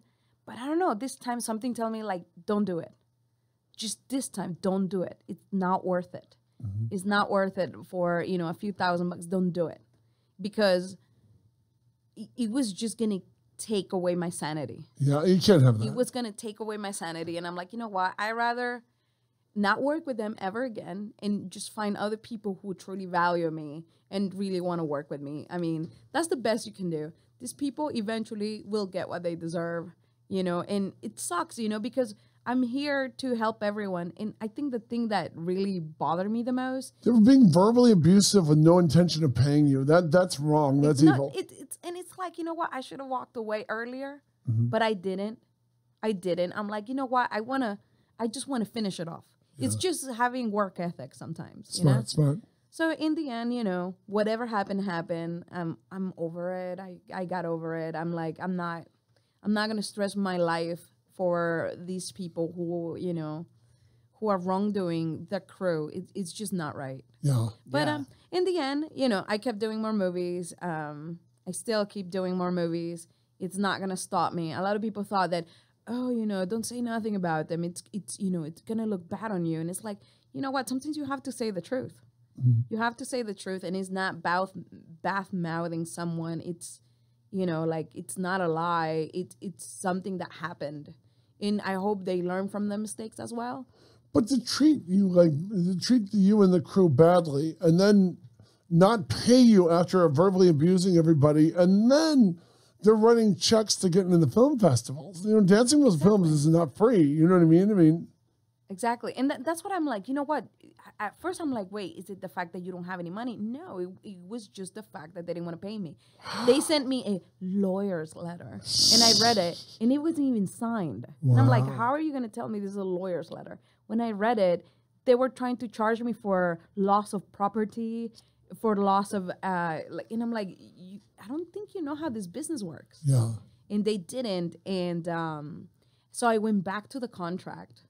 In the contract, when I read it, I was like, oh, so these guys didn't know that you're not supposed to hire filmmakers as contractors. You're not supposed to. It's illegal. Yeah, they're not independent. Your employers, you know? So, you know, like, so that means they didn't have insurance, all this stuff, you know? Wow, like, you're doing all that I'm without like, insurance. Holy shit. But the thing is that you don't even know that, you know? You just here trusting the production as much as they are trusting you. But in the end, you know, they did whatever they did. I got over it. I did more films. Well, you're still doing films. I mean, let's talk about some more. Give us the low budget fun story. Talk about alien convergence. You're working for the Asylum, the Sharknado guys. You're building an alien craft. You're setting up and designing the town. Tell us about that. So for Alien Convergence, we had some little mishaps when we were shooting it, because we were shooting in Santa Clarita. Oh, the Santa Clarita Studios. No, we were not at the we were shooting at Cock Ranch, and whoa, one more time. I'm pretty sure I misheard the title. It is what you think, but it's not spelled that way. Okay, yeah, thank you. Anyways, and did you go to the Walmart in Santa Clarita and drive behind the Walmart in honor of Paul Walker? No. That's where Paul Walker died. So everybody comes in the middle of the night and they do burnouts for Paul Walker. Wow. Well, when we did that film, we had a couple little mishaps because the Santa Clarita winds are that's right, horrible. And the thing is that we had to build these tents, and we put a bunch of sandbags on them, and no matter how many sandbags you put, that wind is so strong. It is. So one of the tents just flew out in the middle of a take. Wow. You know, like these things happen, so we had to figure out and make another tent. You know, like it happened. And with Alien Convergence, I had to do the helmets. Oh, the alien helmets! I saw those. You posted those helmets, and you said, "Oh, I gotta put these all together." And yeah, we had to put them all together and everything. And the thing is that they kept breaking apart, like mid take. Oh, something fell off, and it's like you have to run and go fix it. You know, it was fun. I know the producers. David Gillette and the other fellow? The two Davids? No, this was Chris Wynn. He was the producer on that film. Oh, okay. And we worked together, and the director was nice too. And he works with you, you know, and he's so kind. He's always trying to work with you, you know, as you go, because he knows that we're not going to perfect it. It's just not going to happen. So we're all trying our best to get it done. And it was one of those things that, you know, like we're all working together, and, you know, in the end, you know, like we finished it as well. I don't think we had any reshoots for the first time. Sometimes we have to do reshoots for whatever, you know, reasons, but everything worked in the end. I haven't seen it though. Now this is the Asylum. Yes. So how many? It was one of these 9-day wonders they're famous for, right? I think it was like 11 days. No. There you go. I think it was like 11 days. I'm not. So it's one of the prestige projects. 2 more days. How many days did you do it at the water treatment plant? Every Asylum movie I worked at, you go to that water treatment plant over by Cabrillo Beach. Did you do anything in there? I think I didn't join in for that day. But you knew they shot there. Yeah. Every Asylum movie shoots there. I think they shot there for one day, or I think. But I love that. But you know, like shooting at the ranch was awesome, and even with the Santa Clarita winds, we finished it off. I always love working with Chris Wynn, so it's not an issue. It was a great crew. I met one of my assistants there. She's my art director now. Name her. We're gonna name her there. Her name is Cassie Vance. She's amazing. Wow. Like, she was recommended to me, and I take recommendations very seriously, because even when I'm recommended, I try to do my best. Yeah, because you don't want to make that. To do my best. You don't want to reflect poorly on whoever recommended you. So when she showed up and everything, I talked to her, and she was very open, and, you know, like, she was all bubbling, happy that I was there, and, you know, like, she's like, how is it that you're always so calm? Because, you know, on set, you're super stressed out. And even when I'm upset, I'm like, you know, like, I'm like. The eyes of death. Yeah, slow blink. I just get like, you know, when you do something wrong and your mom is watching you and she just gives you that death stare. Yeah. This won't happen when Grandma's here, but as soon as she's gone, we're gonna deal with this. That's what I do. I give people the death stare. I don't even have to say anything. Wow. It's something I learned since I was young. But so your mom should have been in production. my auntie was the one that raised me, and she actually she's a teacher. She's a school teacher. That explains it. And she but the thing is that, you know, I'm like, why aren't you like a college professor or something? She's like, no, I love working with kids. So she loves working with, so she has practiced the death stare for a very, very long time. Wow. So I learned that from her too. But you know, like I said, you know, I met Cassie and she's great, and I'm always thankful to all the people that work with me, and you know, they always help me out and they understand me. When I walk onto set and I'm like, you know what, I'm pissed off today, don't talk to me. They're like, we get it, it's okay. or I just walked in and I'm like, you know what, I'm just bitter today. That's what I tell them. I'm like, I'm just bitter today. You know, and half of the time I'm upset at myself because, you know, like, I don't like to blame other people. And when I'm angry at myself because I was the one who chose that job. And I was the one who chose to work with those people. So I'm like, you know what? They might have their bad thing, but at the end, it was my choice to work with them. See, this is blowing my mind because accountability, especially self-accountability, is not something you see in a lot of sets. You know what? It's like at the beginning, I feel that when you start pointing fingers at somebody, you're also guilty. As your aunt would tell you, there are 4 pointing right back at you. Yes. That's what my 4th grade teacher told me. You're pointing, you got 3 fingers pointing back at right back at you. Yeah. No, when management calls me into office, I don't even argue with them. I say, you know what? I take full responsibility for everything. We found cocaine on your keyboard again, Dan. Full responsibility. I take full responsibility. You know. That happened the other day here. We had, when our them. sound system was all screwed up, and we had some special guest and a phone call coming in from out of state, you know, from one of our actors. East Coast, yeah.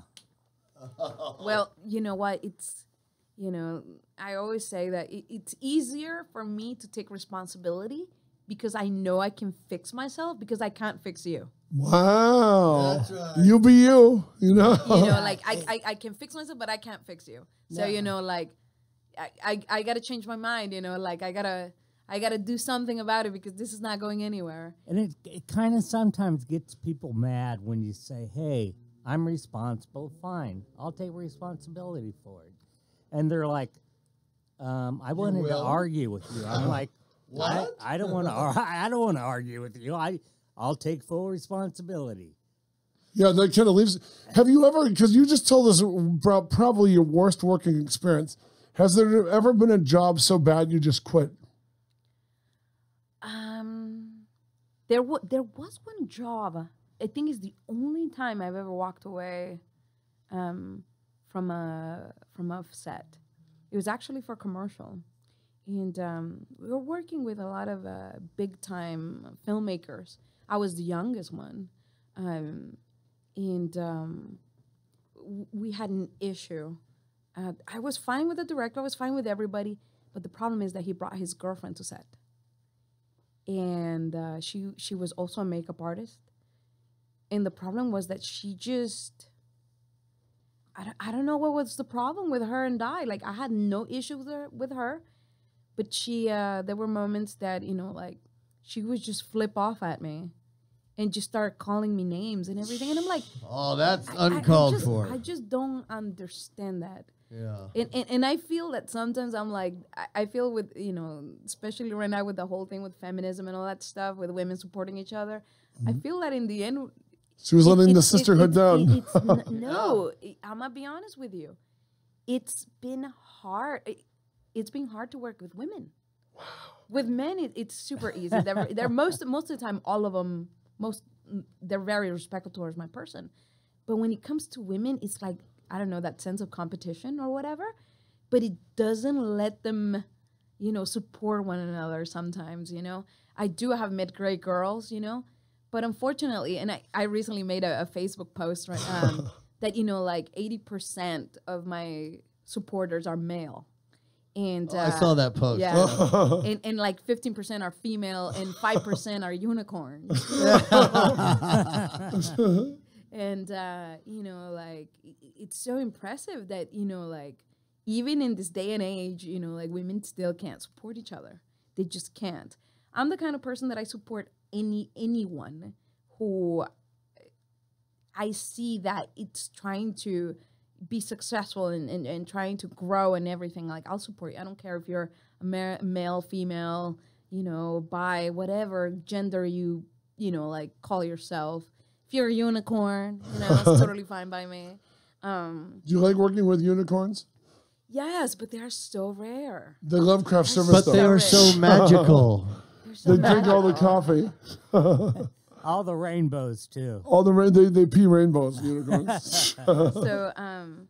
So I dressed for Halloween. I dressed as a unicorn. Oh. I saw that hat. You of course you made that yourself. Yes.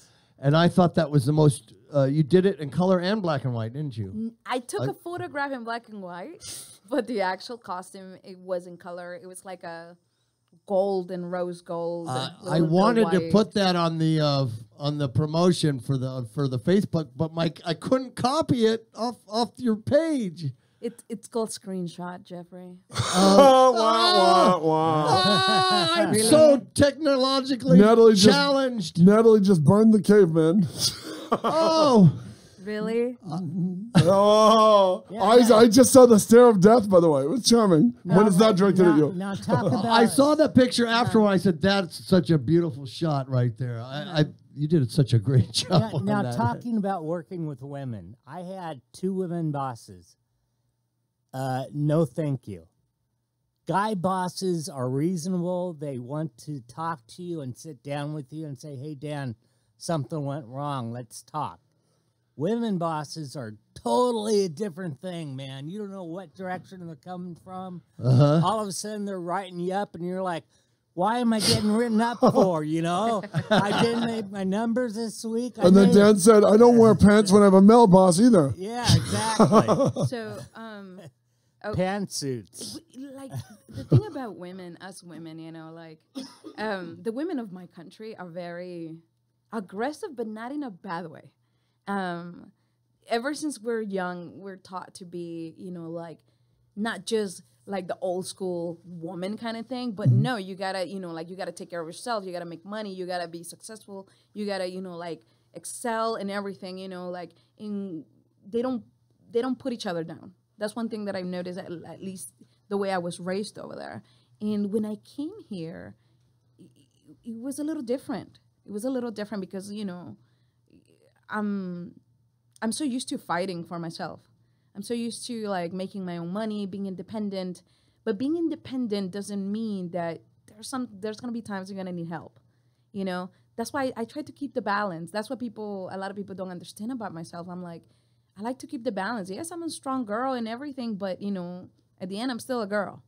You know, and I'm not gonna lie, we do have a certain way to do things. You know, like men have their. It's interesting because men, I love the way men work. And I feel that most of the men that work with me, they like the way I work. Like, we complement each other. And I feel that, you know, like, that we should always be that way. We got to understand that it's not about being exactly alike because we're unfortunately, we were made to complement each other, you know? And women have this sort of way of working things out. You know, what I've noticed personally is that, you know, like men, when they focus on one thing, they focus on that one thing and they finish it. Women, you can do 10 things at the same time. How? I don't understand. Multitasking. Oh my gosh, she's absolutely correct. Like, you just, like just like me on set, you know, like, I got to make sure props has their everything going on. Set decorating is fine. The set is fine. And I got to move on to the next set already. And like just moving from one place to another, like back and forth. And I just hear my walking, Natalie. And I'm like, wait a second. I thought I left it with a set dresser. Wow. You know, but it's like, you know, I have to attend to so many people at the same time. So that's why, you know, like, you know, it's just an entire different way that I work. You know, from my male friends, you know, because I have a lot of designer friends that are male. In the way they work, they're so precise. And that's something that I wish I could learn too. Sometimes I'm like, I wish I could be as precise as you are. I tell them, I wish I could do that. And they're like, you know what, Natalie? There's sometimes I wish I could have what you have. Wow. So it's like, we just complement each other. We just work very well together and everything. And, you know, I mean, I love working with you know, like multi-gender, you could say. you know, on set. I just love working with everybody. Well, let me ask, since we covered it a little bit earlier, but talk a little more about Halloween. Was it weird to do a Halloween weed movie? Okay. I haven't seen it yet, but it's It's on Robert was telling it was on Netflix. It's on Netflix. Yeah, So- I'm gonna have to watch that. It's in my today. queue. Before I knew either of you worked on it. I know It was it. in my the title alone got it into my queue. It was something else. It was hilarious. Tell me It more. was hilarious. We had fun. It was stressful too, but it was very fun during Halloween because number one, I love Halloween, but not Halloween in June. Oh, So that's getting- right. getting Oh my props- God, that's right. It was right 2 weeks before my birthday. It So was. getting props for that, it was hard. There's not that many prop houses that carry Halloween stuff. And you know what? I interviewed a guy named Tommy Lee Wallace, who, like you, is a production designer and became a director.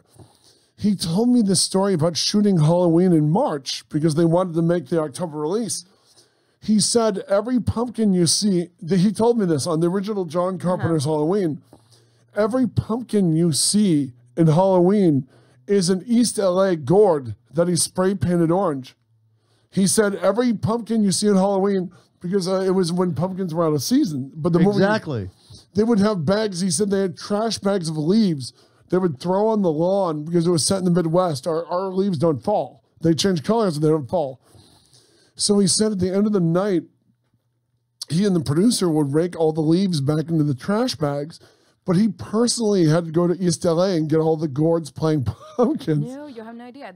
For Halloween, we had this pump carving scene, and I'm like, and I told the director, there's no pumpkins. He's like, there's no way, there's got to be pumpkins. And I'm like, there's no pumpkins in June. So he's like, I'm going to start looking. So everybody from production started looking, and they're like, there's no pumpkins. I'm like, Nathalie, we got to do something about it. So I found a foam carved pumpkin already. So it was just, I'm like, okay. But he's like, but I need to see the guts and everything. And I'm like, Oh, the guts. like taking it out. And I'm like, okay.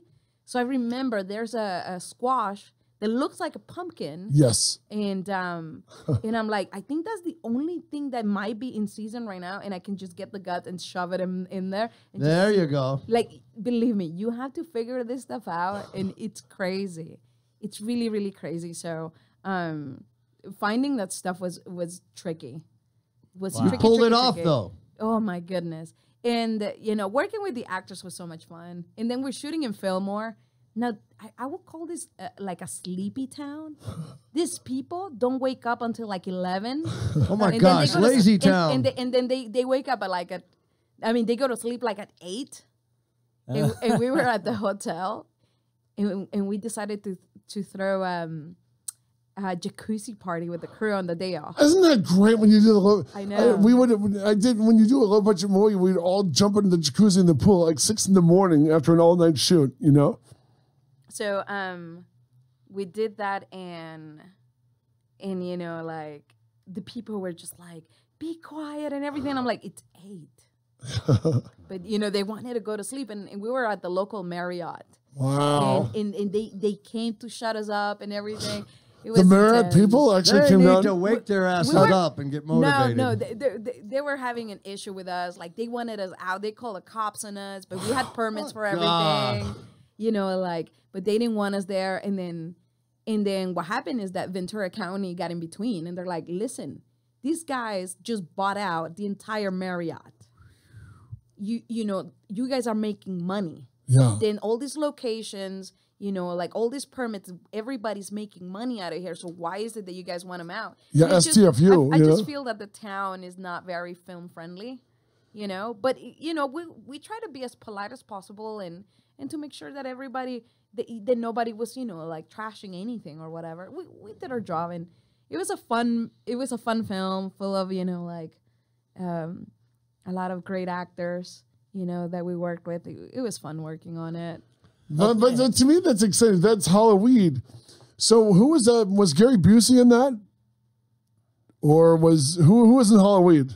It's still in my Netflix queue. Besides Daniel and Robert Craighead. Yeah, the great Robert Craighead. Let me see. I'm gonna And have Danny to. Roebuck. Yeah, go ahead. I think we had Adam Wise. Oh, yeah. We had Adam. We had a lot of people. Let me see. You had some more funny people in there. I know that. I know we definitely had some funny people. We had Jim O'Hare. We had Simon Rex. Wow. Ray Wise, of course. Jason. Ray Wise. How was Ray Wise? Oh my, he is such a sweetheart. The Swamp Thing. Look, instead of me going up to him like, can I get your autograph? Can I get a picture? He's like, I want to take a picture with you, Natalie. And I'm like, sure.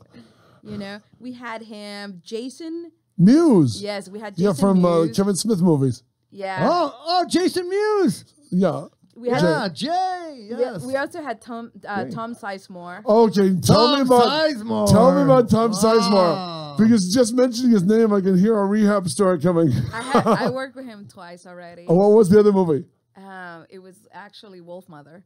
Oh, and it was funny because they never worked with him, so they did not know what to do. And I'm like, dude, I told them, I'm like, look, you gotta have a room just for him. Yeah. You know, you gotta have food just for him. And when you know, like when you want to shoot with him, you bet your ass, you better be ready.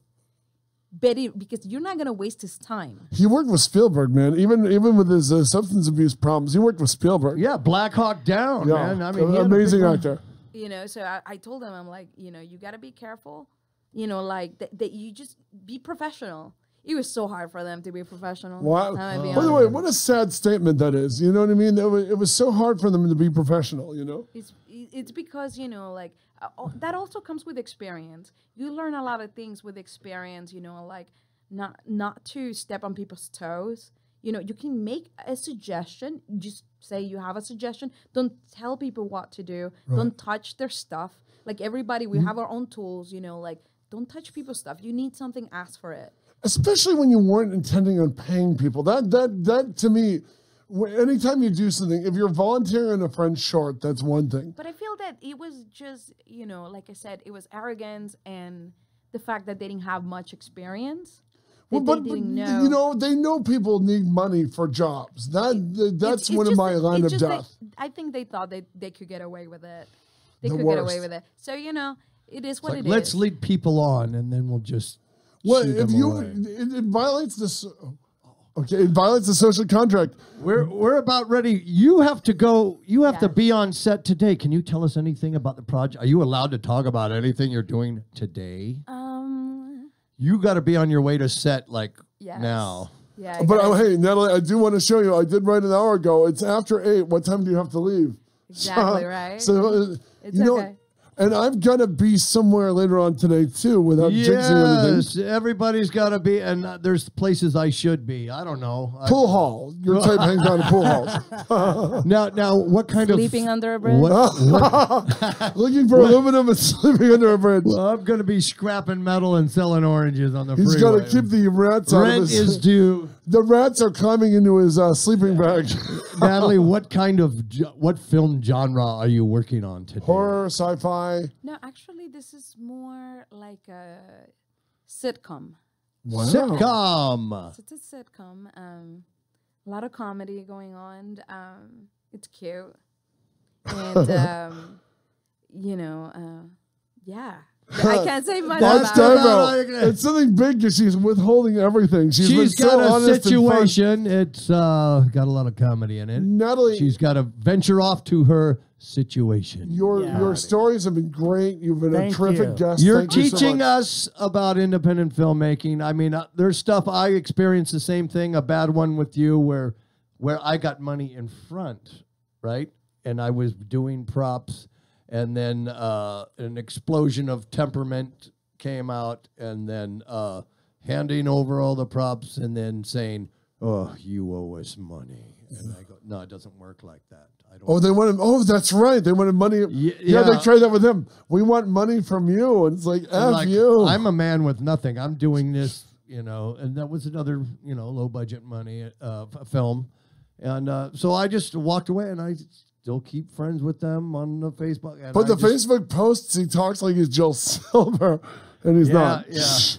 Yeah. So I just let it go. You know, that's a bad thing. I don't talk bad anybody. I just quote my mother, the late great. Let it go. That's right. To quote the late great Marilyn Jenkins, my sainted mother, living well is the best revenge. Just be yourself. You know, you can't control other people's behavior, and just move on.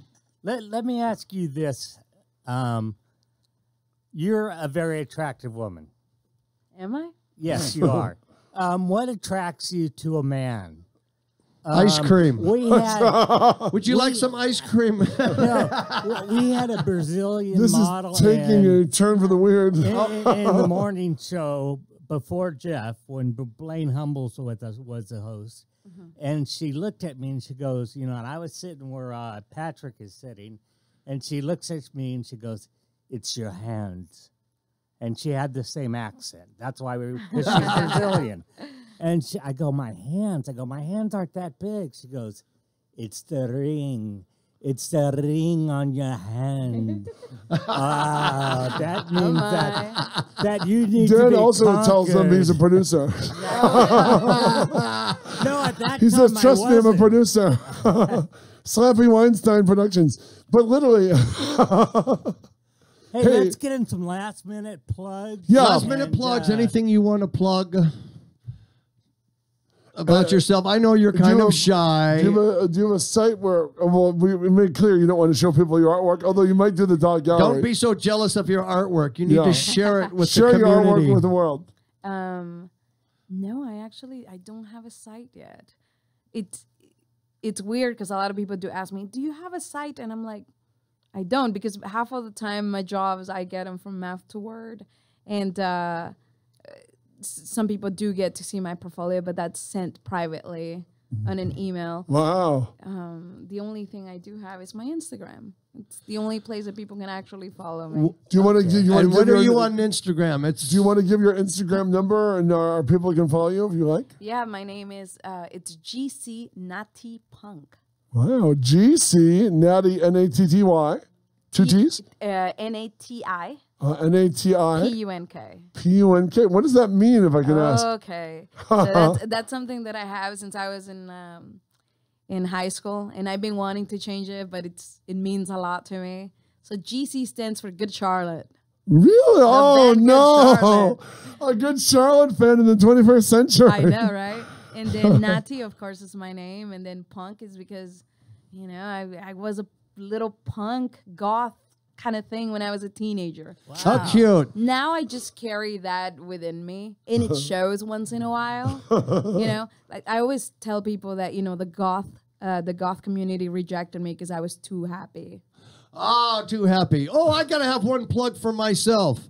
I will be performing. We were going to do Rocky Horror live with a live band, all the songs from Rocky Horror, and I will be singing 2 songs at Shamrocks in Chino Hills Saturday on November 4th. Come see my show. Maybe we can talk Nathalie into going on stage and singing "Lifestyles of the Rich and Famous" and "I Want to Live" by Good Charlotte. Maybe? Oh, hey. Well, we thank you so much for being on our show today. Dan, the man rep, we want to thank you as well. The bagels were an amazing touch. Thank you for the every day you bring us treats and make us feel good. But even more importantly, all the technical problems that were here when we came in the other day, Dan fixed while we were on the air. This is the Friday show, so I wanted to make sure he knows he is appreciated, as are you, Nathalie, our most humble guest. Thank you. Yeah, thank you for Goodbye, coming everybody. in so much, Nathalie. Jeff and Rocky Horror at Shamrocks in Chino Hills. That's right, on Saturday night. Be And I there. want to plug my friend's band, TSOL. Return of the Living Dead soundtrack. Yeah, True Sounds of Liberty. They're playing at Characters in Pomona at 12 noon, a special matinee show. Wow. So they're actually playing tonight at Alex's Bar, which is closer, to Long Beach. So, but no, Sunday they're doing a matinee show at Characters in Pomona, TSOL, classic punk rock, LA punk rock band. There you go. Also, right before we go, if you want to talk to Jeff Sargent before or after the Shamrocks thing, he'll be sleeping in the alley behind the bar, and he's looking for aluminum.